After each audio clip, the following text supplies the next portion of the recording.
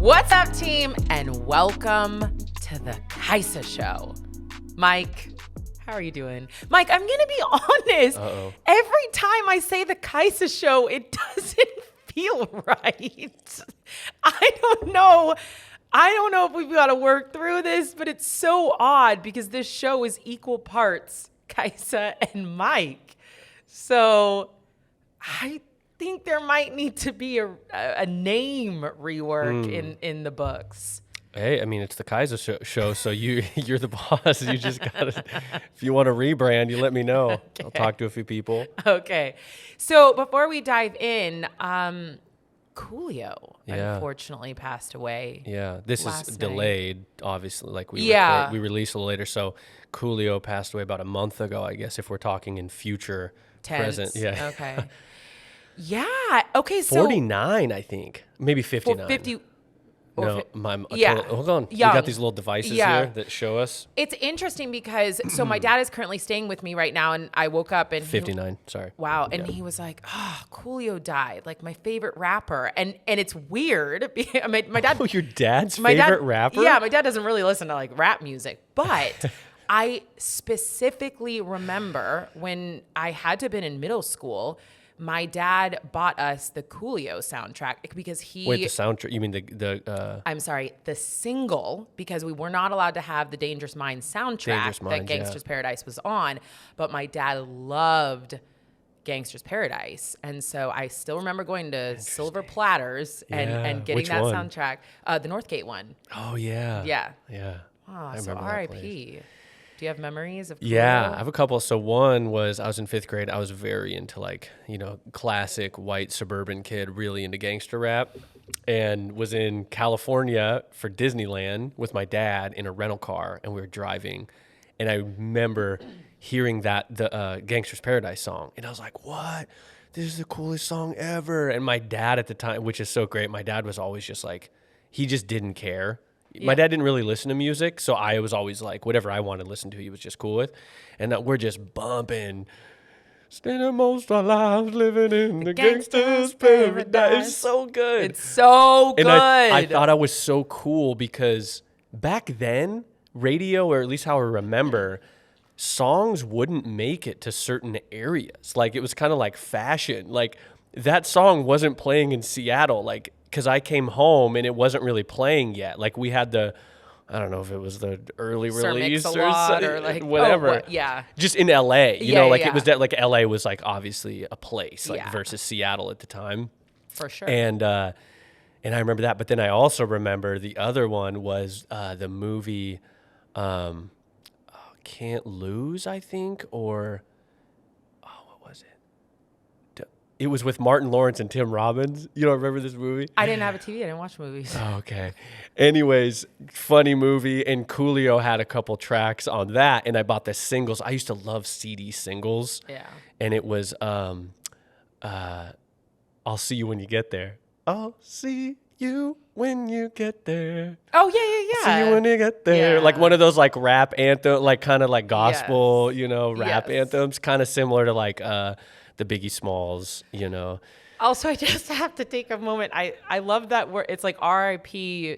to Coolio for sure. We've never R.I.P'd anybody. Like the Queen just died too. And we didn't R.I.P. her, and that's controversial. But well, not really connected to the Queen, but I'm connected to Coolio.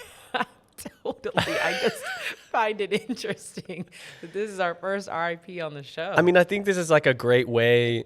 You share your memories. It's like we're having a little mini, what's it called? Like a wake? Oh, God. Maybe. A little shout out. Shout out to Coolio. That's unfortunate. These things, I had this idea, and what the sad thing is, I'll probably never do this. So it's just, it'll go down as like a bad thing. But I always think you go to a funeral and everyone in the room is celebrating and sharing stories about why they love that person, blah, blah, blah. They can't hear you. Like, how do you know they can't hear you? Controversial, sure. But I'm just saying, I had this thing when I went, I had a couple funerals a long time ago, and I was like, man, we need to do this while people are alive. This would, enrich people's lives. Yeah, while they're living, So anyways, I always thought that would be kind of cool. During COVID, actually, I got hints of it because friends would reach out and be like, oh, it's so-and-so's birthday and we can't get together, so I want to do a video. Yeah. And so they had all their friends do like a video, and then I edited it, and it like people would, I'd be like, I was just crying for like 40 minutes to see all my friends who love me so much. Yeah. So I was like, damn, that's cool. Yeah. Yeah. So anyways. Okay, moving on. Yeah. Living funerals. What's buzzin'? Now it's time for What's Buzzin'. What's a buzzin', bub? I want to redo that one with you, I think, and like make it real hyphy. No, you can always change it. Oh, River no, doesn't. River's He's not a so listener, good. unfortunately. I know, No, we probably all better love he's it. not. What are you buzzing on? Okay. I'm not going to lie. It was stressful thinking this through. Sometimes the buzzes Take effort. take effort to figure like, what am I buzzing on? And you want it to be semi-interesting or informative, like enlightening, giving someone something they might not know. Yeah. So there's pressure. There's There's a lot of pressure, pressure there on the is. And I'm not going buzz. to lie, we've come with some weak buzzes, like usually I feel like they're pretty solid, but sometimes they're a little like, they're a little weak. Shots fired to my buzz yesterday or something? No, I think in my mind, like I'm not interested in your microblading, but most likely 90% of the audience, which is probably like female, who is into microblading is probably like super hot on that. Yeah. So I'm buzzing literally on the Sonicare toothbrush. Don't tell me you were going to say that. Not exactly. Wow. But no. Keep going.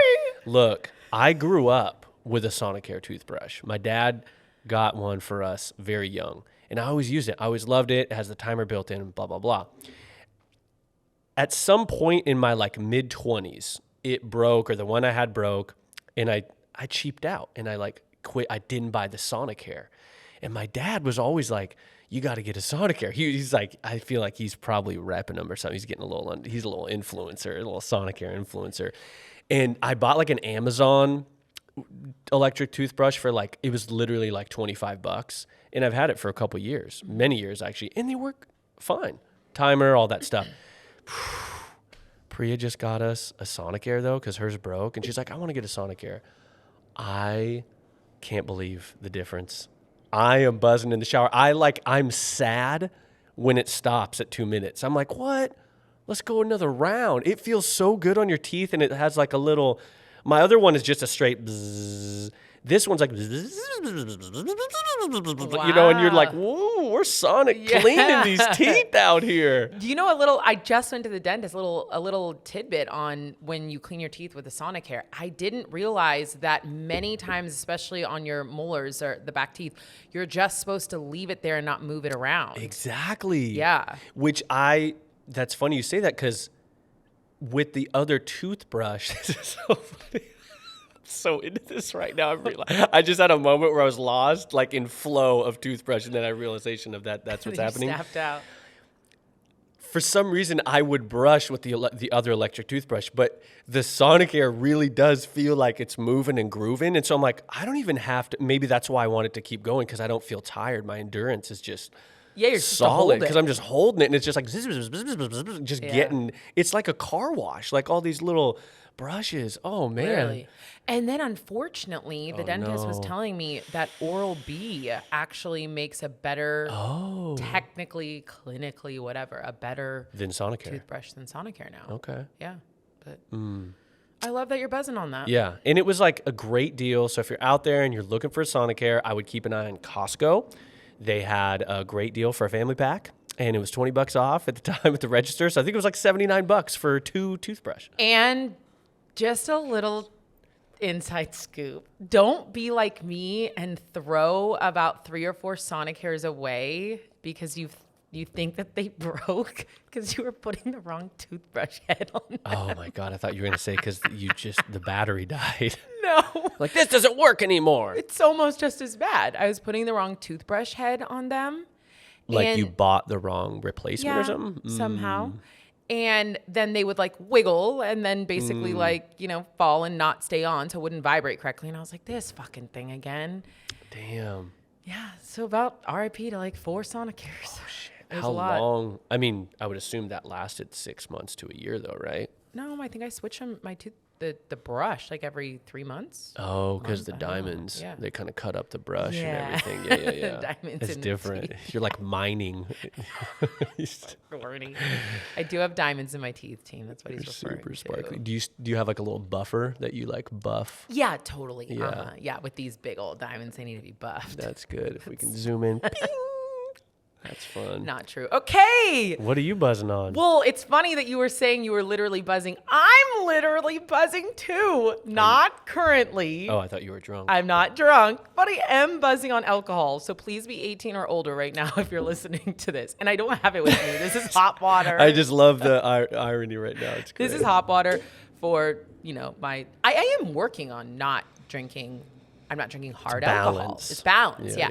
So because I'm not drinking hard alcohol, I've always been a hard seltzer connoisseur. I really love hard seltzer. One, I love seltzer. Yeah. And then two, of course. Before we get to your buzz, can we do your top 2 non-alcoholic seltzers and then top 2 hard seltzers? Well, number 1 is hot water, non-alcoholic yep. seltzer. And I would say Waterloo in general is better than LaCroix. Yeah.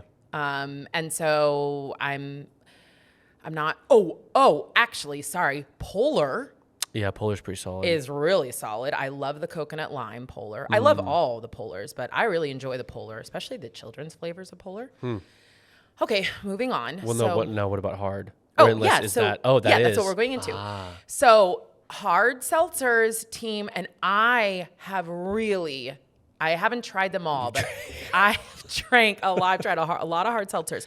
I'm going to be honest. I wish I was sponsored by Michelob. I passed that up a long time ago. Michelob Ultra has a hard seltzer that is coconut water as the base. Oh. And they're organic hard seltzers, and it is fire. I love it. Wow. It's really is good. it just coconut flavor? No. Instead of using like a water base, it's a coconut water base. But What's the flavor, though? all different types of flavors. They have I like see. watermelon lime or like a few different ones. That's not what I'm buzzing on though. Oh, Oh God, I got too We're hypey. just building up. I'm buzzing on a new one called For Good. Okay. For Good. Like number 4. Yep. Good. And they're actually local. I was doing a little research on them. But what's really cool about their hard seltzers is that they take like the ugly fruit. So a lot of fruit. I didn't realize like if fruit isn't pretty enough, it doesn't go on the shelves. And so they take all the ugly fruit. That's still, totally fine. And then that's what they make their hard seltzers with. And they're really good. I don't know if you can get them everywhere because it's Pacific Northwest local, but Where? Oh, they're Seattle. I think they're Seattle. Or at least Washington. PNW, yeah. What's your flavor? Like, what flavor did you have? There's, I actually really like the ginger lime. Oh, that's a good yeah, flavor. it's a good flavor. They have like a strawberry guava, a blackberry lemon or something. There's a Okay. few. There's 4. How's the sugar content? Is it high? Probably high. Yeah. Probably high. Are most kind of high sugar? I actually don't know. That's a good question. I'm like, if Well, they're, I like a no. 10 gram or less. They're actually not high in sugar. Yeah, I because didn't think they would the be. sugar is fermented. Is that the right word? And turn into an alcohol. And by that point in time, it's very low in sugar. Yeah.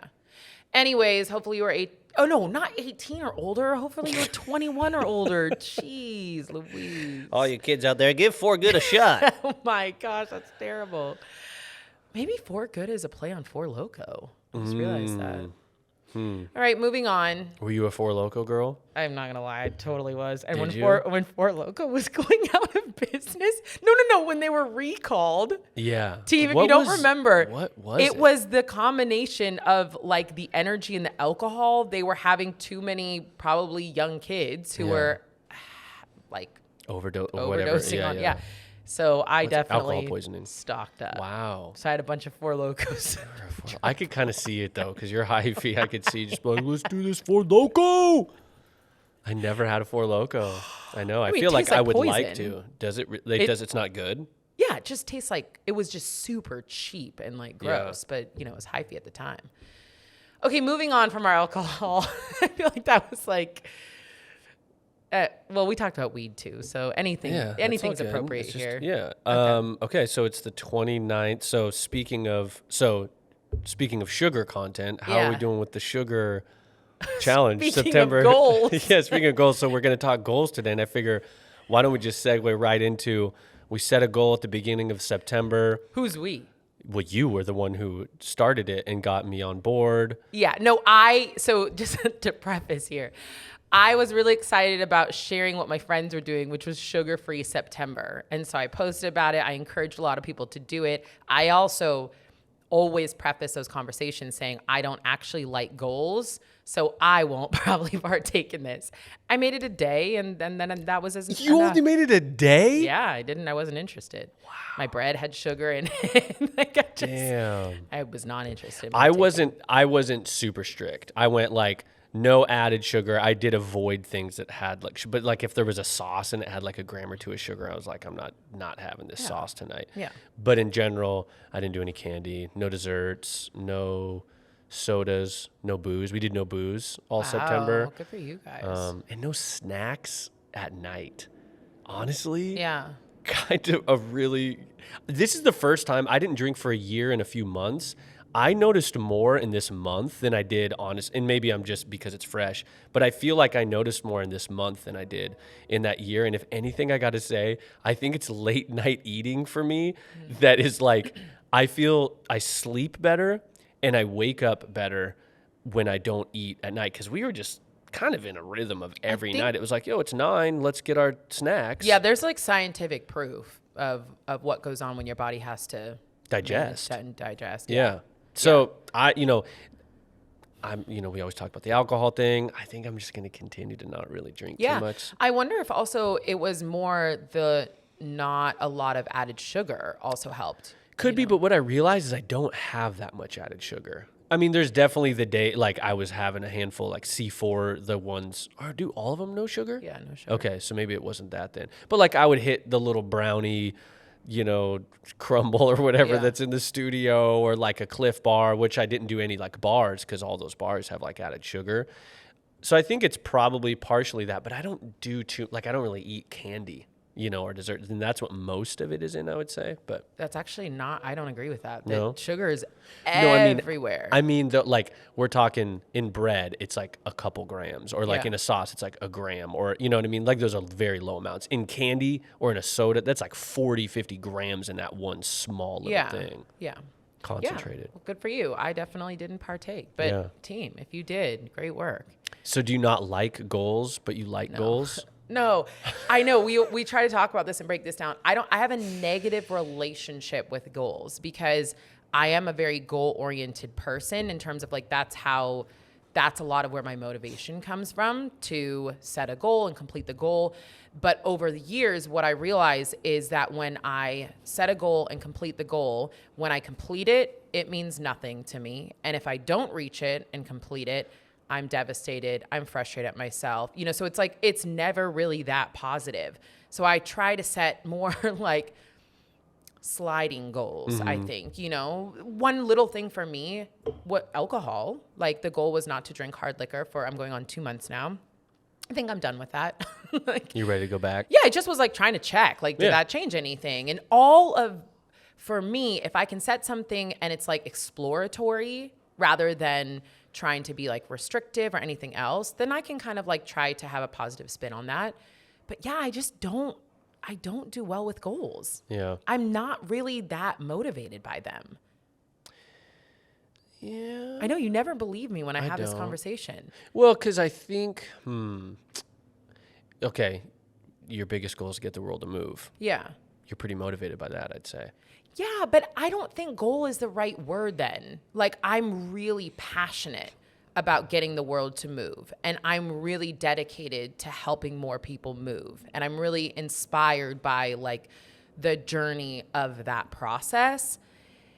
Goals, when they are so like when they're so like fine, like when they're so like restrictive, I don't know. It's like this, it's like you have to reach this goal. Movement, for example. I don't have any goals when I move. I have 0 fitness goals.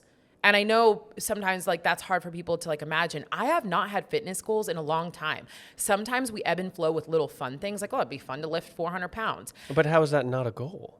it's not a goal for me. I'm not really working towards that. We quit. I never even got there. But is it not a goal because you quit? Because before it was like the road to 400. I never set that. I literally never set that as an intentional goal. I literally just said, if we're working out and we happen to keep moving up in weight and we get there, that would be really exciting. But there's a different thing in my head of like, that's a goal that I have to achieve, as opposed to that would be really fun if I got there. Because that different language for me, if I didn't achieve that goal, which I didn't, I still haven't, I might never, then I'm like really frustrated and upset.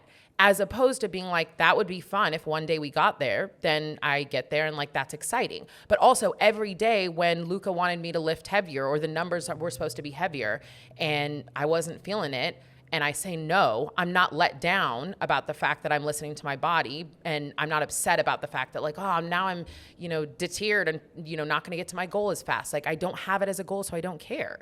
So maybe there's a different language in here, and for me, the language of goal is like really intense, because for my younger life, I was so goal oriented, and I just did not, that was not a successful way for me to live my life. Yeah. I mean, I think it feels like it's more of your definition or the weight you put in what a goal means to you. Because I think like, do you feel like with a goal, is it that you hate failing so much? Yeah. Yeah. And I think like, obviously we've talked about failure a lot, but that's like debilitating to me. So a lot of this is learning learning about yourself and then learning how to navigate that. And then a lot of practice of wanting to be present for the journey of things and the process of things and the work of things, rather than waiting for that end thing to happen. I think one of the last times that I really realized I set a goal, a huge life goal, and then it happened, and I literally looked at it. I wanted to be on a magazine cover. And so, and I remember getting the magazine, the Oxygen magazine, and I remember literally staring at it and being like, I have zero feelings. I'm not proud of myself. I'm not excited. I feel nothing. I literally feel dead inside. And I remember being like, this isn't work for me. Like I worked my ass off to get to this place. Really literally forgot about everything along the way, just wanted to receive and be in that moment of receiving the cover and looking at it. And when I was in that moment, it didn't mean anything to me. And I was like, I got to have a different relationship with goals. And maybe one day, like I'll be able to set goals in a healthier way, but it's still not today. Yeah. And I wonder if with the magazine as an example, like was that goal actually for you, or was that goal a way to be perceived for others? So then for like when you reach that goal, it's like, oh, this goal was really to be seen a certain way versus like for actually me. Yeah, the goal was for me because it meant something back in the day. And I just thought like younger me would be proud about being on that. Why weren't you? I don't know. It didn't mean anything to me. It didn't resonate the way, like it didn't hit me the way that I thought it would hit me. And also not a lot of things hit me the way that I think they would hit me. And maybe that's a different discussion about having a hard time being proud of myself. I don't think that's where I think I'm like super off balance in terms of being so hard on myself and so like that perfectionist and so needing to do it and so needing to get that thing. And then it's never offset by the feelings of, being super proud when I do. And so it's just all of this pressure of needing to do it and none of the offset of being proud when I do.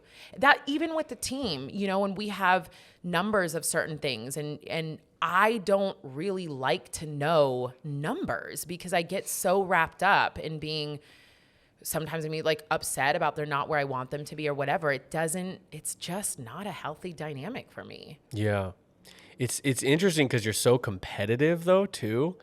So it's like, there's an aspect of goals that I would assume you love because it's like, no, you're not going to win. I'm going to win. But it seems like you also hate the failure side of it so much that you're like, no, fuck it. I don't like goals. Yeah. And competitiveness is very interesting because it's far more in the moment for me. It's either in the moment or it's in the huge picture. Like I'm competitive in terms of business and what I want to do overall and like what I want to create and what I want to be out there. But it's not like minor little goals. And then I'm competitive if we're like working out, you know, like I'm going to be competitive in that moment and, you know, try to whoop your ass in everything that I'm doing. But there's not like little goals along the way that I'm like setting myself up for each move that we do or each exercise. Yeah, totally. It's just the goal is to win for the day. Yeah, exactly. But it's so odd. This is the thing. I mean, I would need to have my therapist here to like analyze this because I can't tell you. I just know that I don't operate that way. I don't operate in a healthy way right now with goals, and I haven't really ever. So I don't really set them. Like if you said a goal for life, I'd be like, I want to be happy and healthy. But that's like, a great goal, yeah. Yeah, I think. I mean, it's subjective, I guess. It's interesting though, and you know, hopefully you don't come at me too crazy, but like when you were on the road to like deadlift 400, I could totally be wrong, but I pretty vividly remember a ton of excitement every time you were getting closer. And then even when you got 400, I think with chains or something, or there was some sort of assistance to where it wasn't fully 400. I even have video, I think, where you're like, fuck yeah. And you were so pumped. And it was like, you're on that goal. And then, but on the other side of it, like when that goal didn't get hit or whatever, especially because of injury and all these other things, then it's like, no, I never wanted to live 400. I didn't care. No, I never set that in my mind. And this is where I don't have the language for it. I never set it as a serious goal ever. Because if I did, I would have been very serious about making sure that programming was geared towards that every week. I never did, and I never cared. Oh. And I never cared about pushing through and making sure that I was lifting the heaviest weight. Like I have a little bit of like a fear around heavy weight with deadlifting, and there are plenty of times that I can go heavier and I don't. And if I had that as a serious goal, like I would have pushed through those things and or been really upset if I didn't. And I never did. So I think maybe in outward language, if I use goal, you know, that is what you're picking up. And that is probably what I said, but I don't have it. I don't have any movement as a serious goal for me. I have things that I desire and like to do. Like right now I told Luca, I really, after, you know, rehab, like I really want to build up my aerobic base. Mm-hmm. And so like outwardly, yeah, you could say that's a goal, but I'm not really dedicated to it in terms of like, it's a make or break it thing. So it's just a direction I want to head. It's not a goal. Like I feel like a goal means that there's an end destination, like at some point in time that I reach something, and I just never set those in my mind anymore. It's a very floating island. If we get there, we do. If we don't, we don't. I don't care. So it's like do you feel like it's destination, there's like a point, but there's also a pass fail. With a goal. Yeah, the goal, yeah. Absolutely. And so the fail part is not, or the pass part also isn't worth it to you. Pass doesn't mean anything to me. Never in my history has not meant anything to me, and fail means everything to me. So it's never positive. Like to consistently set myself up to be either have no feelings and probably be kind of frustrated also that I did all this work to get to this point, I don't have feelings, or to be super upset with myself that I failed. There's no point. So now and it's literally slightly different language. I'm just like, yeah, let's like focus in that direction. Mm-hmm. I have no goal. I'm not doing an aerobic conditioning test. I might last a week at it. I might hate it. Like my goal is to stay moving. Like that's a really broad goal. And I'm never going to fail myself because I move some way, somehow on a daily basis. So like minor things like that. My goal is to get the world to move, and I'm working at that every day. But like those are huge, broad goals that I think I've only set out because I know that I do them. Yeah. So yeah. And I mean, I think with like say the get the world to move, it's kind of a sliding. Like maybe there's obviously if you set a specific number, then you could either pass or fail. But if it's like get more people moving, you've already done that in some way. Yeah. So it's like you're kind of already, there's not that like pass fail. Or with the subscription, you know, with Just Move right now, when we had a set number that we wanted to reach every month and grow. And if we weren't doing that, it's like super upsetting to me. It's really important for me to keep things in perspective. Like we're doing amazing as a brand new business. We're growing every single month. Like stop having ridiculous expectations and start enjoying the fact that we're putting something good into the world.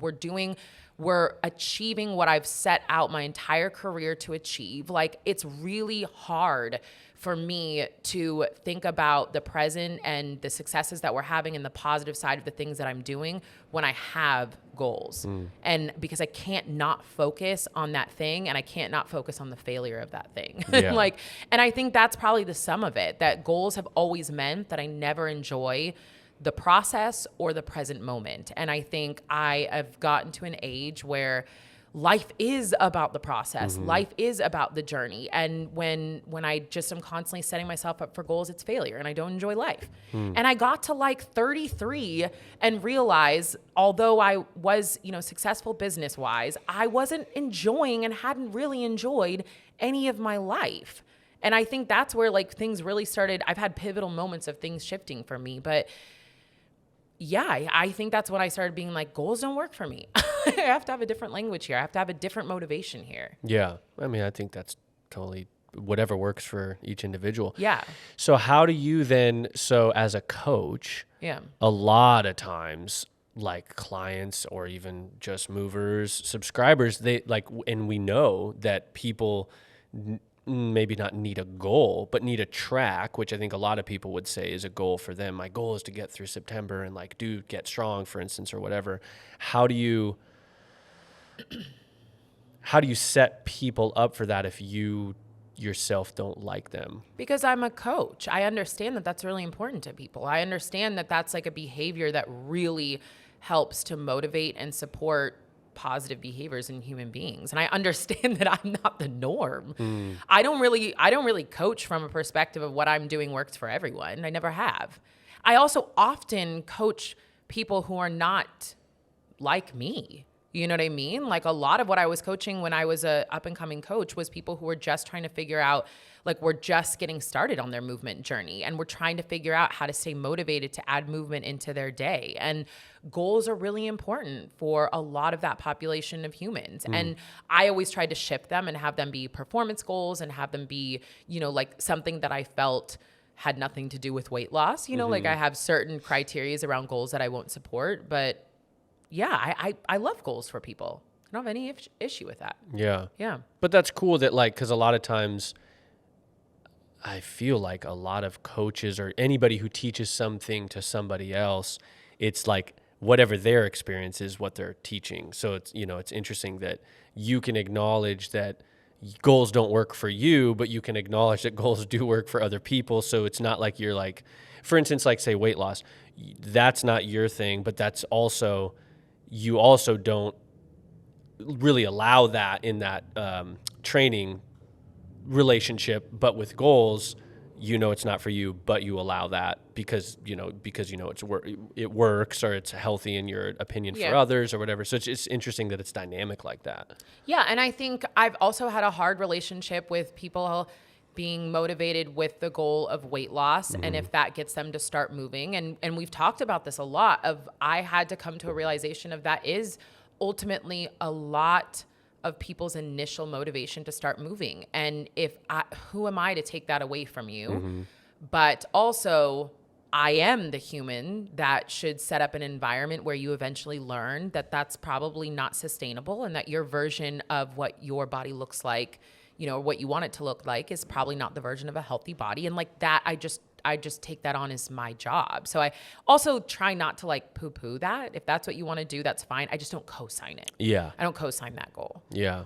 Which is cool. Like, I mean, I appreciate that as like now training a couple people, like that's already come up numerous times, and I think if I didn't have all these conversations with you around that stuff, I think that I don't even think it would be alarming or not even alarming, but I think I would just like play into it. Be like, oh yeah, that's what you want. Oh, cool. Yeah. Let's do this and this. And here's what I recommend.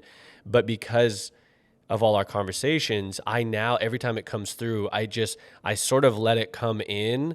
I acknowledge it, but I quickly move it to be like, yeah, we're just going to be moving. You're going to feel better. Like clearly like mobility is the thing that you need or whatever that is. This makes me emotional. Yeah, but that is amazing because the thing is, it's so powerful for someone not to co-sign these negative feelings that you have about yourself. Like most of the time that weight loss comes from the fact that you don't feel like you're good enough, that you feel like you need to change something about yourself.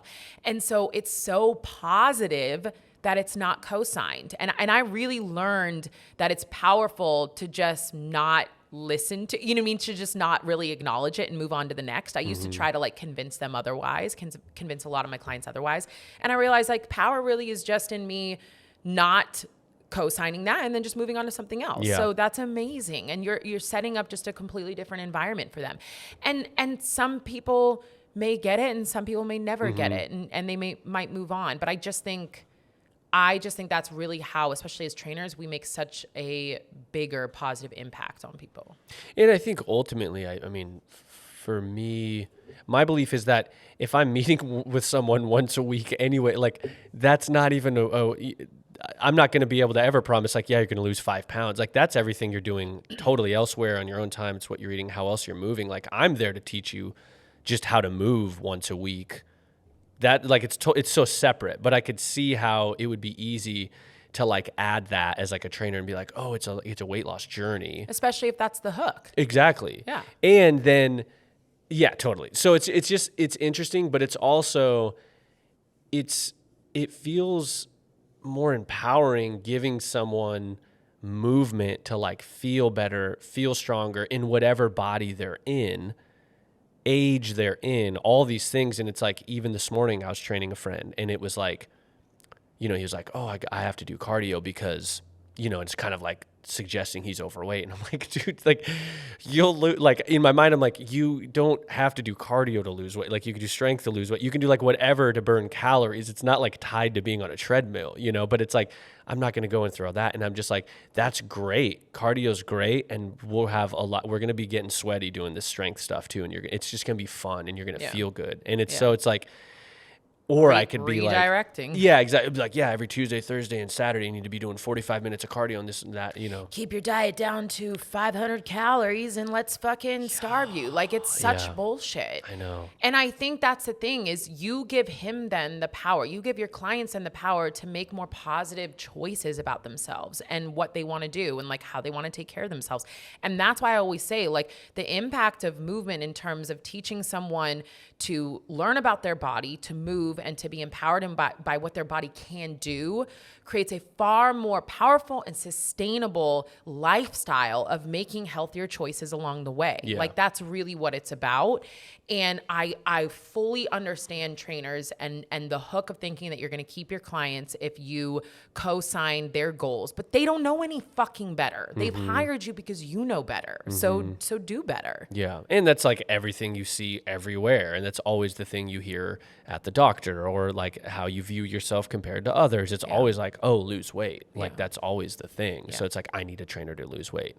I mean, strangely enough, like actually the guy who I worked with this morning, he's been a longtime friend. And I told him months ago, it's like, hey, if you ever want to learn like kettlebell stuff, like happy to like give you some sessions and like we can work out together and blah, blah, blah. I think it'd be really good for you. Cause he's a really strong, like ex-football player, but he's like, mobility is just super limited and he's a dad and he wants to do more with his kid. And I was like, dude, like we don't need to be in the gym going crazy for an hour and a half. Like we work on like mobility for 20 minutes. We add some weight, get you just moving well. It's going to change your life, you know? And so, the point, why was I, it was nice to hear that was his goal versus hit me up and saying like, hey, I need to lose weight. Cause it's usually the opposite. Yeah. And that's not the norm. And I think then, but it's our job to teach them otherwise. Yeah. And to show them otherwise.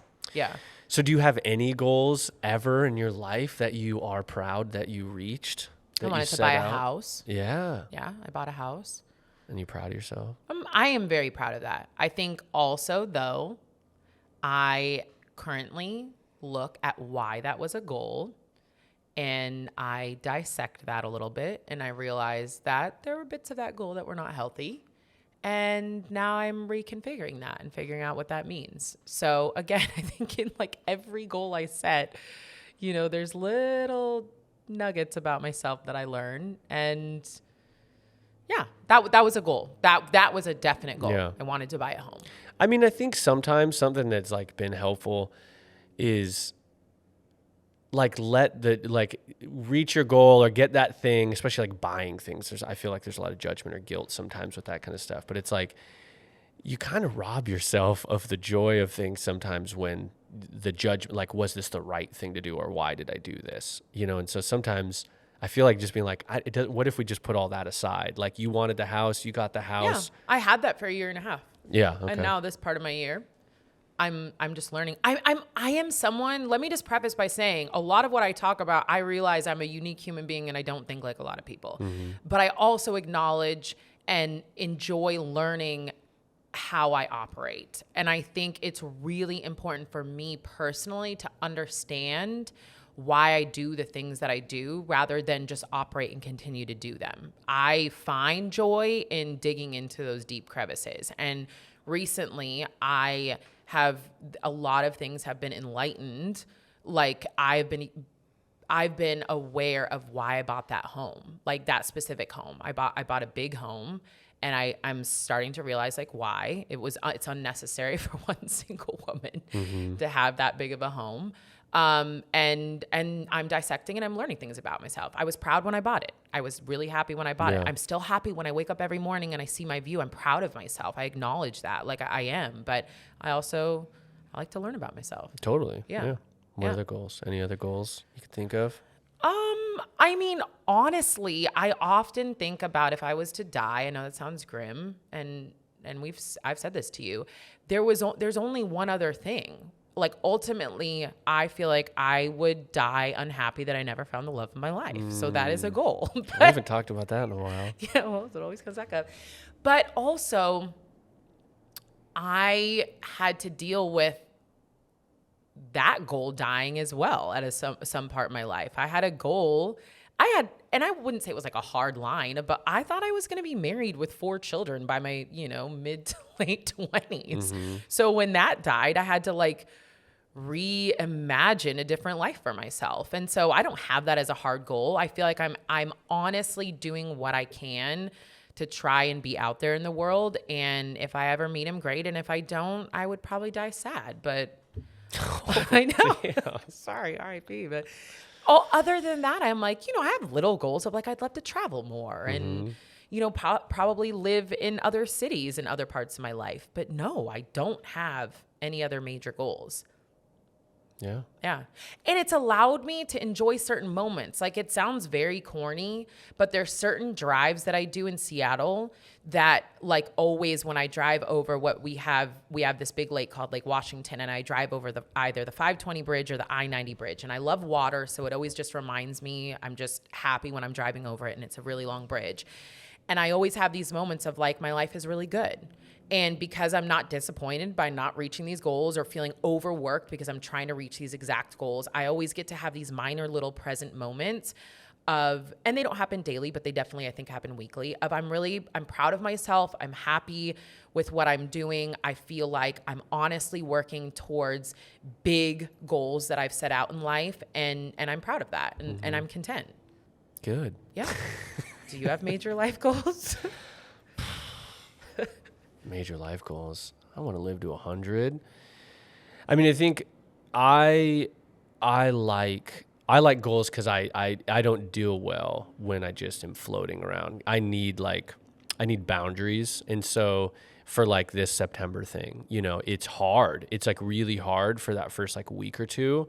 And I think for me, what it does when I start catching a rhythm to feeling like I'm close, like on the right track for that goal, I actually get super filled up with a lot of like self-confidence and things like that I think I can lack otherwise. And so it actually really helps me. I will say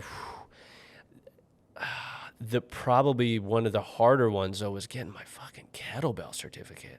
Holy shit. I mean, that was like, and kind of like, I went in the course going, I'm not going to get my cert this weekend. I already know that. Now, part of that was because I had a little shoulder thing, but a lot of it was I just didn't have the training and I didn't have the confidence. Like, I feel like it was a realistic viewpoint, which I feel like I'm also decent at, like not setting wild goals that are just like unattainable.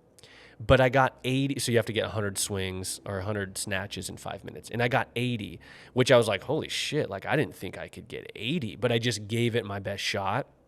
After that, I was like, oh, I got 80. I can get 100. I just need a few weeks of training. Like specifically, I'll be all good. I did that first one And then I failed it by 1. And it was all my fault because I didn't count. And so I went to look at the video that I had to send in, and there we are, 99. And I was so devastated because it was like, I'm not going to reach my goal. And then I did it again, and then they criticized, saying that I didn't do the right form for all of them. And then I was fully resigned. I'm just not going to hit this goal. There's no way. But then I told them that. And then they wrote back saying, you got this. You just got to do this, this, and this. I told a few people start filling me up. And then I did it and I accomplished it. That felt incredible, just because it was like, I didn't think I was going to do it. I was so close to that failure. I would have been okay failing. I don't like failing by any means. I feel like I've just failed at a lot of things though. So it's not devastating to be, I'm not that competitive, I don't think. Although other people say I am. Yeah, I mean, it just sounds like you have a really healthy relationship with your goals. Like I think like that's a healthy driver for you. And I think it is for a lot of people. Yeah. That's why it's like, I'm never saying what I'm saying about myself and then saying other people should adopt that. Yeah. Nor am I. Yeah.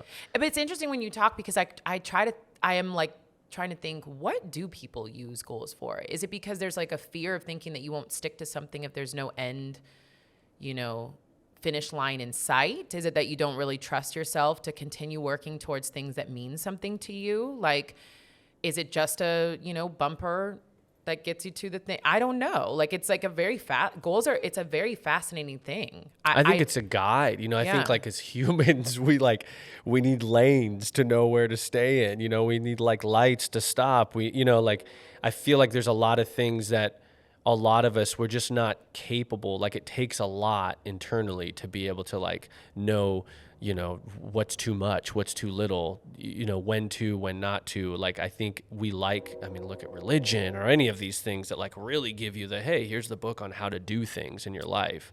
Yeah, I think that a lot of like a life with restrictions just doesn't feel like the fullest life to live. I think that's why it's like the question around that, I don't have the answers, but the question around, like, for me, food comes up a lot. Like, I just want to eat healthier because I just am so lazy. I don't cook, and I just don't enjoy it. And I eat out a lot, and it's all for the sole reason of I just want my stomach to feel better. Like, I just have stomach aches all the time. And it's like, I could totally set a certain specific goal, but for me, it wouldn't last very long. So I'm just always curious about myself around like, what is it that would motivate me to eat better right now? I don't know. And I maybe it would be as simple as like setting that goal, but I wouldn't stick to that goal. So it's not that simple. Yeah. But it's like, what's the desire behind that? And it's interesting because it came up in therapy this week. And so having a conversation around like, if I'm literally looking at that piece of food, like for me, for example, like red sauce gives me a stomachache. If I'm looking at that pizza and I'm still going to eat it anyways, like what does that mean about how I care or don't care about myself, that I'm literally willingly giving it a really bad stomachache? And so that's where I'm trying to be. And it actually worked yesterday. I was out at dinner and I didn't have dessert because dessert most of the time gives me a really bad stomachache too. And I walked away and I was like, I feel totally fine and I feel good at taking care of myself. And so like, what does that teach me about myself? Like many little goals maybe in the moment, or just like honoring myself is the goal. And that's, I guess, the goal of life. But I don't know. After this conversation, I'm gonna have to dive in with my therapist around the idea of goals and why I'm so anti them. Yeah. I mean, the only like what you just said is like, as you're saying, I could try, but I would fail. Like you don't even give your chance, or you don't even give yourself a chance to succeed. Like you've already written, like it's not even a possibility that you could like eat. I don't, and I can succeed, and I will succeed at some point in time when I find a better route than setting a goal. Like for me, the number one thing right now is a food, like a delivery service, where it's just my goal there. If you want to use goal, is I would like to not have a stomach ache when I eat food. And a way to like help set that up is to have someone deliver and make the food. That's like an easy thing, but that's not, if the goal is to not have stomach aches, maybe that's the goal, but like it's not very restrictive. It's just kind of like, I just would like to live my life without stomach aches. I remember my friend Sarah said like, I'm not like changing the language around like, I'm not having dessert to, I'm going to honor my body by skipping this dessert. And it was like, whoa, that's a whole different way to think about like eating. Dude, I did that yesterday. I actually remember you telling me about Sarah saying this. And then I that's what I did yesterday. And it sounds so fucking corny. Like, I know it sounds corny, but I literally sat there. I always overeat because I'm just obsessed with food. I love food. And so I always walk away from dinner with a stomach ache. And then, of course, I'm so full, I literally have to unbutton my pants, and then I still want dessert because, like, who doesn't fucking want dessert? And I literally sat there and I was like, is that really what I want? Like, is that a good idea? Would I feel good if I did that? No. And I was like, okay, cool. There was no restriction there. There was no goal of going to dinner and not eating dessert. It was just in that very moment, the goal, let's use that word, was to honor how I felt, and I followed through, and that felt good. But there's no major thing. Do you feel like in your 20s, like, have you always been that way with food, say? And did you always feel the way that food makes you feel now? Yeah. So I had a long history of massive stomach problems. Okay. So I was gluten-free, dairy-free, got all the tests, went to all the doctors. And it wasn't until I fell into all through my college career, I was like gluten-free, dairy-free. I was super restrictive, all these things, still had stomach aches. And it wasn't until I was 28, and this goes along with a lot of things, but that was another really deep depression that I went into. And I remember my mom saying, like, things are actually off balance in your system because this is not okay. And so I went to a doctor, and that's when she said, like, you're not celiac. Like, and so you shouldn't be eating gluten-free unless you have celiac. You don't need to be gluten-free. And she ran all these tests and all these things. And so that kind of shifted something in me. And learning how, like, not to be restrictive then. And then now coming out and understanding, like, anxiety is a big role in a lot of my stomach problems. And so it's not really my stomach's problem. It's all of the other things that are going in my life that cause massive anxiety. Yeah. That always leave my stomach unhappy. Have you ever done a food journal? Yeah. I mean, back in the day when I was working with, I've done it actually a handful of times. Yeah. Yeah. Because I feel like sometimes that, like, I always have, like, overeaten and, been gluttonous with food my whole life too. But it's definitely not until these last, like, 5-6 years where I'm like, I feel it more. Like, I'm slower. I don't want to move.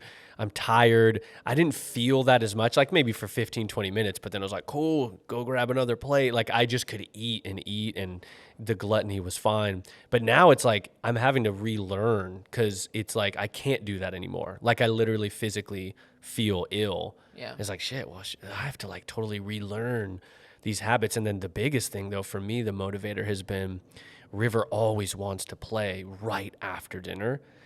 And I can't, like, almost every night I'm like, dude, I need like 20-30 minutes to, like, digest. Yeah. Like, I can't move. I can't go run. I'm like, what if I just, like, ate half of what I'm eating so I don't feel so lethargic? But it's even that, I still do it. Yeah. Yeah, it's hard. I mean, but those, again, I don't know how to decide, like, break apart this language, but I'm aware of certain things that I want to do, but I just still don't set goals around them because I just want to figure out, I more so want to figure out why I can't do that. Like, why, and I guess yesterday was like it was a good change, so I can do it when I want to, but I'd rather figure out, like, why would I need a goal, an end goal, to figure out how to have a healthy dynamic with something? Like, why can't I just say, I want to feel better? I literally I know, I have all of the valuable information right here. I know that if I don't eat, all of that, or if I don't eat red sauce, I know I'm going to feel better. So why can't I just carry that through? Or why can't I just say, I know that if I make some food, spend 20 extra minutes making some food at home, I'm going to feel better. Why don't I value that for myself? Like, what does that say about how I don't really fully want to take care of myself, that I don't value that time? And just, like, learning what that is. Maybe the goal is, how do you value yourself more? You know what I mean? It could be anything. But it's literally what my therapist was saying on Tuesday. Like, she was literally having a conversation of, that's really important for you to dig into. Like, what does that say right there? Especially when you ask so much of your body, what is this, like, harm that you like to continuously cause almost on a daily basis with your body, because, like, there's something in there that you could learn a very valuable lesson. And so that's my goal. Like, that is my goal, is to learn that lesson. And I think without restrictions, though, but to, like, really learn that lesson. And yeah, I guess that's a goal. Yeah, I think it's just like finding goals that are not finite, that don't have like distinct ends or like Yeah. parameters. Like I guess what I'm learning in this conversation is I'm a broad goal woman, like big goals, like travel a little bit more, find the love of my life, get the world to move. Those are big goals. Yeah. Because I just don't feel like I'll disappoint myself on those, you know? Or I won't disappoint myself the same way. Yeah. I had a different thought and I forgot, but goals. Oh, I was going to say, just because I always like to bring this up, is the goal thing that has worked for me, which has been an interesting thing. My Apple Watch, I bring it up too much. The rings. But the thing is so it's almost like a goal for me creates a habit. And then that goal is sort of like now off. And it's like, see you later goal's gone, habit is formed. And now habit can be fluid. Habit doesn't mean I never have sugar. Habit doesn't mean I never have booze. Habit is more of like I'm on a healthy track, and that goal set me on track to have a habit. So for movement for me, I'm on 202 days of closing all my rings, which means I've stood for a minute for 12 times throughout 12 hours or whatever they do, moved for however many hours or whatever, and then worked out in some capacity for 25 minutes a day. But before, I would have felt like a walk or a mobility wouldn't be enough. But now I have a habit of any movement is enough. So now it's like I've created this habit. Now the goal doesn't really remember. Now it's just kind of fun. But what really has happened is like whether I have a watch or not, and what I'm trying to convey to other people, because I'm reading this, is just like movement is good. Like not a specific workout, like whatever you want to do. But for me, it was always, I felt trapped into like, I have to work out. I have to do a certain workout. I have to work out this way for X amount of blah, blah, blah. Now I'm like, no, if I want to walk for a week, that's cool. That's great. Hashtag just move. That's what I mean. But, you know, anyways, so for me, the goal of closing the rings has created a habit. And now I'm on this habit that is sort of free from the goal. And that's beautiful about you. And I think that's the same thing for a lot of people. I think a lot more people can relate to your side of goals rather than mine. I think that like, that works for a lot of people. I just wouldn't ever create a habit from that because I was so set on getting to that point that no lessons were learned about myself about how to keep that habit, you know, building that habit and how to keep that habit going. Yeah, I don't know though. Because if you eat, say if like you have this new goal to feel better or to honor yourself more, and you do what you did last night a handful of times, so you're following this goal, the habit then is formed, and you don't need now that goal anymore. You've just formed this habit where you're like, yeah, I don't do that because I feel better. Totally. But this is the thing that we don't have to like spend all day ping ponging back and forth. I think what we've realized in this, what I've realized about myself in this conversation is it's a definition of a goal. Like it's not that no goal is possible for me. It's the definition of a goal. If the definition of the goal is to explore some things about myself or to motivate a very huge, like goal, then that's fine. But if it's these finite restrictive things, like I wouldn't decide to just take all tomatoes and red sauce, it's one of my favorite things, out of my diet. Like, you know, it's like I don't do minor goals. I can have a feeling of wanting to like check in with myself. That's a great goal. Fine. But it's just, I'm very particular about the goals that I set. Yeah. Yeah. 400 deadlift is not a goal. That'd be really fun to get there. I don't have that as a goal. I don't have that as a serious thing at all. Okay. I'm not setting any goals for you. So whatever goals you want. I'm not setting any goals for myself either. You just sound fiery with the 400 thing. No, it was just one of the things that you brought up. So I was just circling back around to say they're not goals that I take serious. Okay. Yeah. And so if they're put out there as like, it would be fun to get this. And probably my language of goal is saying an actual goal. But when I'm saying it, I know that like that would be really fun to get there. And if I didn't, I don't care. Are you going to get back into trying to do the 400? Not anytime soon. Yeah. No, I want to do aerobic conditioning. I want to figure out, I want to do aerobic conditioning because I want to know how I feel.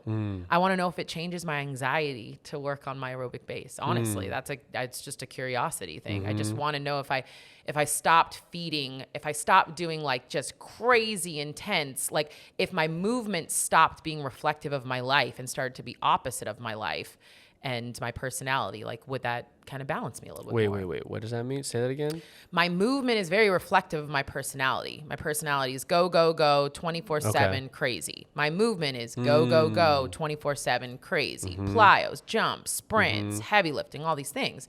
So I just had a vision the other day of flipping that. My personality is going to stay the same.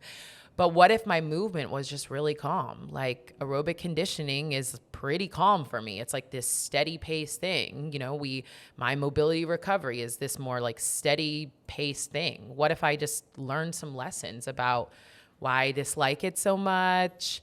You know, if it can offset any of my like crazy intense energy. I just had an instinct of wanting to dive into that. Are you interested at all in like endurance stuff? That would be my aerobic conditioning is endurance. But like actually like long distance something, like cycling or running or Setting a goal to do that. No, it's just are you interested in any of those sports as aerobic conditioning? The only one that seems or more interesting, gym specific is what I'm saying. Yeah, the only one that seems interesting is riding a bike because you can go fast. Like I don't like running because you can't go very fast. Like if I can go fast. I don't know about that. You run like a fucking antelope. Yeah. No, but not for very long. But I think often of like, oh, it'd be fun to, you know, bike and like bike fast and bike long. So, yeah, who knows? I don't know. Okay. Always exploring. All right. Stay curious. Stay curious. Stay growing. But also, it would be fun to hear from the team. Team, if you made it this far into the conversation and you have any insights into goals, like what they mean to you. Are you a goal-oriented person? Are you more like Mike or are you more like me? What is your relationship to goals? I think it's fascinating. I always love that our conversations are never that we have the answers. It's always just how do we dig into figuring out like why, you know, our little therapy sessions. But I would love to hear from the team. So if you have any thoughts, KaisaFit.com/ask. You could also just record us your thoughts. And just because you're recording that and like giving us your insight doesn't mean that we necessarily like play those on air. So if you don't have a question, but you just have some comments. It's good to hear. Yeah, hit us up. Totally. Yeah, or DM us. DM Kaisa. Or you. Hit her up. Or both of us. Or Mike. Tag us. Tag us. All right, team. Mike, is there anything else about goals is there a goal that you wanted to leave with the team? Or no. any other tidbit that, you know, token of knowledge around your goals? Do you. Do what works for you. Do what works That's for you. actually great. That's awesome. All right, team. Thank you so much for tuning in. We will see you back on the Kaisa Show very soon. Hasta luego.